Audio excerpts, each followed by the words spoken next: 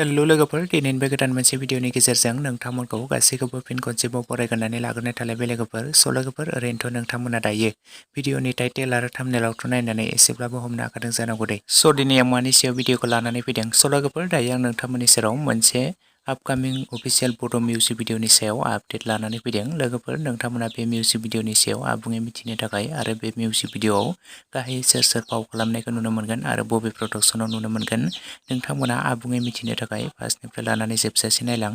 लोगोफोर बिथां पूजा मोसाहारि आरो बिबेक गयारि आरो पुर्ण स्वर्गियारि बिथांमोननि साथामनि फाव खालामनायाव मोनसे गोदानै फैनो गोनां आपकामिं अफिसियेल बड' मिउजिक भिडिअ फैनो थांगासिनो दं लोगोफोर जाय मिउजिक भिडिअनि टाइटेल आरो थाम्बनेइलनि मुङानो जादों नोंनि अननाय मोननानै लोगोफोर आरो बे मिउजिक भिडिअनि डाइरेक्शन एन्ड करिय'ग्राफखौ खालामदों अरुप गयारि बिथां लोगोफोर बे मोनसे गोदानै फैनो गोनां नोंनि अननाय मोननानै आपकामिं मोनसे अफिसियेल बड' मिउजिक भिडिअनि टिजार भिडिअआ रिलिज जानानै थांखाबाय जुदि नोंथांमोना सोरबाफोर नायालासिनो थादोंब्ला बयबो नायहैदो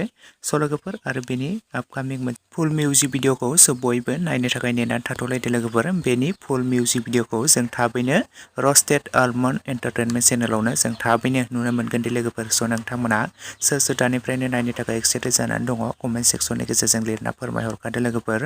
आरो लोगोफोर सोर नोंथांमोना बिथां पूजा मोसाहारि बिबेक गयारि बिथांमोननि फाव खालामनाय मिउजिक भिडिअखौ नायनो मोजां मोनो कमेन्ट सेक्सनाव बयबो लिरनानै फोरमायहरलायदो लोगोफोर लोगोफोर लोगोसेनो दिनैनि सर्ट आपडेट भिडिअ बेखिनियावनो and thank you for watching next video थाबैनो लोगो मोनफिनगोन।